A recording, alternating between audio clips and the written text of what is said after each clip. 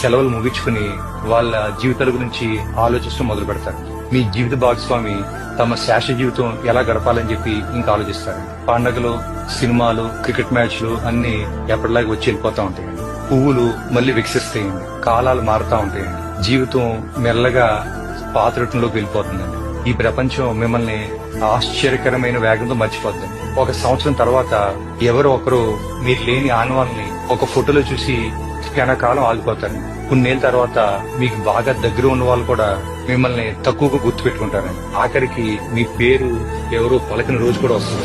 మీరు ఎంతమంది కోసం మీ జీవితం త్యాగం చేశారో, ఎన్ని రాత్రులు కష్టపడ్డారో, ఎన్ని రాత్రులు బాధపడ్డారో, ఎంతమంది కోసం మీరు బతకడం మానేశారో అదంతా కూడా వారికి తాత్కాలికమేనండి. ఇప్పుడు నేను మీకు వేస్తున్న ప్రశ్న ఏంటంటే, ప్రపంచం మిమ్మల్ని మర్చిపోవడానికి వేచి ఉంది. మీరు ఎవరి కోసం పరిగెడుతున్నారు?